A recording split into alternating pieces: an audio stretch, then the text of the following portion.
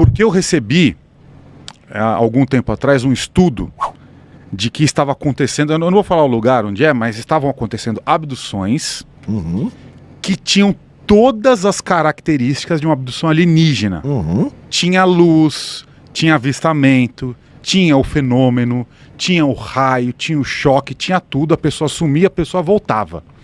Aí, foi se descobrir depois, me mandaram esse estudo, eu só não vou falar onde é, tá?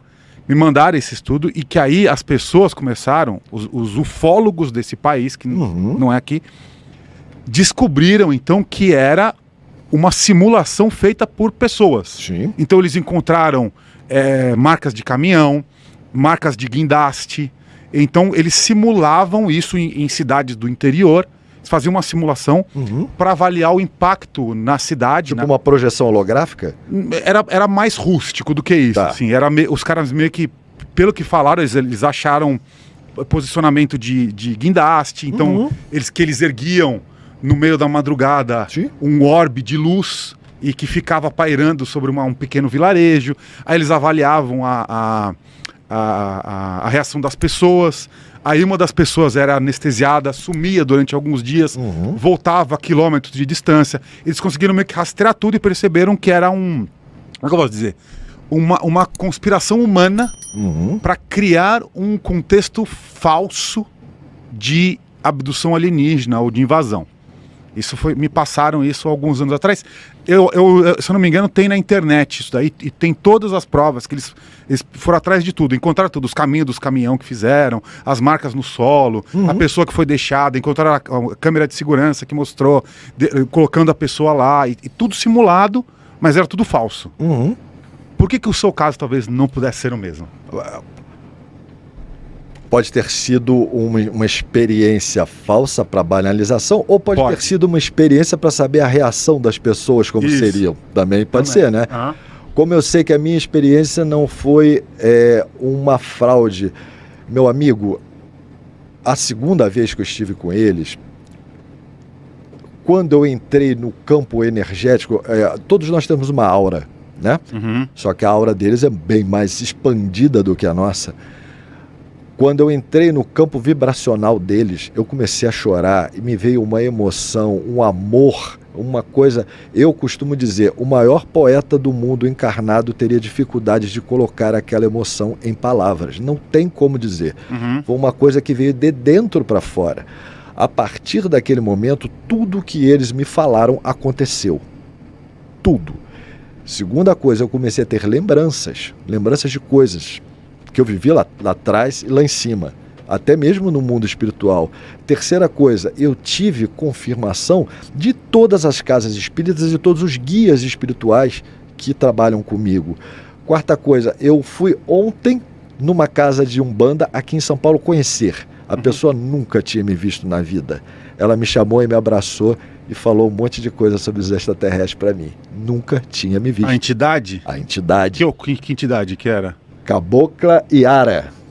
Cabocla Yara. Foi impressionante. E ela falou várias coisas que as entidades, como elas eram, quem eram e o que tinham falado para mim. E aquela senhora nunca me viu na vida. Uma senhora de 70 anos de idade ou mais.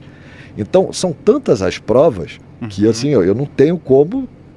Qual é a mais forte, qual é a mais fraca? Foi um conjunto que me fez ter fé e trabalhar. Estudar ufologia, me tornar um ufólogo, buscar levar o conhecimento para as pessoas. A única regra colocada, eu não posso aceitar dinheiro. Tudo que eu faço é gratuito. Seja palestra, atendimento, bate-papo, tudo tem que ser gratuito. Tá. Como que foi passada essa regra para você? Através do contato. Como é que eles falaram exatamente? Falaram assim, você não pode ter ganho, você não pode ter nenhum benefício... Ganhos materiais. É isso. Não pode. Tá? Isso foi uma coisa muito séria. A maior válvula que o terráqueo meio que se perde, né, é o materialismo, né? O consumismo, o materialismo. Então eu teria que separar as duas coisas. Nunca vai te faltar nada, tá? Mas você não pode receber nada por isso. E nunca me faltou absolutamente nada. Nunca. E qual é o objetivo deles com você? Segundo a conversa, eu teria acordado com eles não sou, como eu sempre digo, eu não sou um cara especial, fiz muita caquinha lá atrás, tá? Então eu teria acordado antes de encarnar de ser um porta-voz, vamos botar assim, um dos, tá? Não sou o único, tem milhares no planeta inteiro, a maioria deles não aparece por vergonha, tá? Ou por medo de ser banalizado, ridicularizado, ou até mesmo profissionalmente atrapalhar a vida deles, mas é um acordo que eu fiz antes de ter encarnado. Então por isso eu tô aqui. Tá. Esse seu segundo encontro, certo, que você teve encontro físico. Certo, 2 vezes, 3 vezes na verdade. Tá, qual foi o mais recente? O mais recente foi ali próximo a Teresópolis, que é na Serra do Rio de Janeiro, ali onde fica a reserva, ali onde tem o Dedo de Deus e tal. Isso foi em 2010, antes de começar realmente as coisas. Tá, e onde eles estão agora? Eles estão aí no espaço. Não, mas com relação a você. Como assim? Eles não estão mais te contactando, te chamando? Fisicamente não, eles só me... Aquele momento, eu já contei isso aqui antes, aquele momento entre o sono, entre tu dormir ou acordar, eles me levam, o telefone é de lá para cá, eu não posso entrar em contato, eles é que entram em contato comigo, eu sou levado e de repente eu estou dentro de uma sala branca. Na sala branca a gente conversa. Fiquei em dúvida uma vez se essa sala branca era verdade ou era mentira. Se era física. Se era física, ou se era uma realidade ou se era ilusão da minha cabeça também, tá? Todas as vezes que eu era levado, existiam outros humanos lá, não era o Guga. Uma das vezes eu conheci uma moça, uns 25 anos, uma mulata, até bem bonitinha a moça. 1 ano e pouco depois eu estou caminhando em Salvador, numa calçada próxima ali ao Pelourinho. Ela olha para mim, olha para ela, da Sala Branca, era real. E eu nunca conheci aquela mulher na minha vida, fui conhecer pessoalmente agora, me tornei amigo dela, até pedi para ela fazer uma live, ela tem vergonha.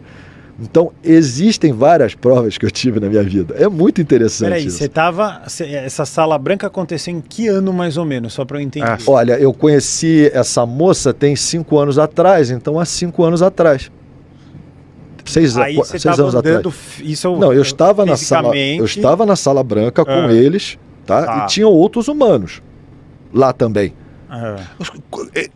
Esses humanos, eles ficam como? Só curiosidade. Eles parados assim, em tubo. Eles ficam em choque. A gente recebe instruções, a gente escuta palestras, a gente pergunta e eles respondem as nossas dúvidas. Com voz? Com voz. Ele não é aquela coisa mental? Dentro da cabeça. A voz Mas a voz, a gente não escuta no ouvido, a gente escuta aqui. Eles não têm mais cordas vocais. Há milhares de anos. Eles falam por telepatia. E todo mundo entende numa boa. Numa boa. Ele vai projetar o que ele quer falar. Se tiver um americano, um russo, um brasileiro, cada um vai entender o seu idioma.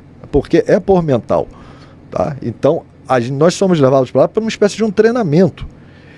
Provavelmente vocês também são, só que às vezes nem lembram. Que pelo que a gente sabe, 99% dos casos que as pessoas são levadas, elas não lembram de nada. Ou quando lembram, duvidam e querem, simplesmente apagam. E aí entra, além do fator piada que a gente mencionou, é o fator vergonha. Vergonha. Porque você vai chegar na tua família, eu tava numa sala branca, com coisa, todo mundo, cala a boca aí, palhaço, não sei o que, né? Tem sempre essas coisas, bullying. Muito. Família, amigo, aí você vai lá tomar uma cerveja, aconteceu um negócio comigo na sala, até foi na sala branca, né? Já, tudo vira bullying e piada, não é? Passei muito por isso. Nada se leva a sério com esses negócios. Passei muito. Não é? Você passou muito, né? E como é que você conseguiu desviar disso pra falar assim, não tô louco? No início, como que eu falei, botei dentro da gaveta e deixei lá fechado. Até que chegou a hora que eles falaram, agora tem que botar cara. Aí eu tive que botar cara. Aí eles sempre falam assim, você tem que respeitar porque cada um tem um nível de consciência diferente. Uns vão acreditar, outros só vão acreditar se ver e outros não vão acreditar nem vendo. Não tem jeito, a gente está num lugar onde tem várias consciências diferentes, de vários níveis diferentes. Cada um vai interpretar da sua forma. Porque se aparecer mesmo, como a gente falou, vai ter gente que vai falar que é a holografia do diabo. Tem gente que vai falar que é a própria vida. O Elon Musk que inventou uma IA maluca que faz as pessoas se matarem. As então teorias tem teorias de qualquer lado, assim, né? Deixa eu colocar uma teoria agora que me veio na minha mente. Na minha mente neurodivergente. Tá? Vamos considerar o seguinte, então. Programa inclusivo. Claro que é. Claro que Tá é. vendo? A gente já tem um espaço aqui. Ó, o Guga, ele se entende como um contatado, certo? Pode ser, sim. Tá. Vamos considerar, então, agora uma possibilidade. Vamos considerar que todos os seres humanos passam pela exata mesma experiência que você passa. E que todos estão chipados. Eu, Guru, todo mundo tá todo mundo chipado em algum nível. Certo. Talvez seja um chip que não seja detectável. Energético, plasmado. Exatamente. Talvez o seu seja um mais denso que o próprio raio-x pega, no caso. Mas vamos considerar, então, que todos os seres humanos passam pelo mesmo processo que você passa. Certo. A única diferença é que, em 99% de toda a humanidade que é abduzida e passa por esse processo, a mente ela é deletada logo após a experiência. Correto. E no seu caso e de alguns outros poucos contatados, talvez por alguma neurodivergência, igual comentei aqui, o processo de deletar a memória não funcione. Então, você passa pelo processo que todo mundo passa, mas você volta com a memória. E por que eu estou falando isso? Porque vamos falar de projeção astral. Certo. Projeção astral é um fenômeno que acontece com todo mundo. Sim. Com praticamente todos os seres humanos acontece, só se for algum caso muito específico. A grande diferença qual é? A capacidade que a gente tem de lembrar da projeção astral. Eu mesmo tive várias e eu tive projeções astrais em que eu percebi que depois, quando eu acordei, a memória ela estava super vívida e segundos depois ela desapareceu. E é muito curioso isso. Porque eu estava assim, nossa, tive uma projeção astral muito legal, que incrível. Peraí, não, tá indo embora. Zoom, deletou da minha cabeça. E era uma experiência que eu tive e que era fantástica. Então, será que talvez a diferença entre ser um contatado e não ser está só em conseguir lembrar da experiência? É uma teoria, mas eu entraria mais na parte da espiritualidade, da mediunidade. Hoje em dia está comprovado que a mediunidade é biológica, vem de família. Bom tema. Então, quanto mais a tua espiritualidade, mais você vai lembrar e mais você vai vivenciar isso. Eu acho que é mais por esse lado, tá? Mas sim, faz pode sentido. Pode ser. Faz muito sentido. Nesse caso, você acha que esses seres que você encontrou, eles podem ser, em algum nível, nós mesmos, em uma outra linha temporal? Não. Eles são espíritos iguais a nós, exatamente iguais a nós, que já passaram por esse degrau evolutivo que a gente está passando agora. Mas eles são consciências diferentes das nossas. Essa teoria de que às vezes colocam, então, de que esses aliens, esses drones, OVNIs, UFOs, seriam tecnologia humana do futuro. Você acha que isso é uma viagem? Não, não é. Não é. São tecnologia do futuro que não chegou ainda aqui, né? Aí pode ser, mas não do humano. A gente ainda vai chegar nesse nível tecnológico. O salto tecnológico que a gente deu nos últimos 10 anos é um absurdo. Vocês sabem disso, né? Quando eu era garoto, minha primeira televisão era preta e branca. Tinha que esperar esquentar para a imagem aparecer. Hoje a gente tem o celular que eu falo em tempo real com o outro lado do planeta. O salto tecnológico que a gente deu nesses últimos 40 anos é uma coisa absurda.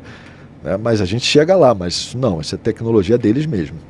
Quando você está na sala branca, certo, e você conversa com esses seres, sim, você tem uma liberdade absoluta de perguntar qualquer coisa? Qualquer coisa.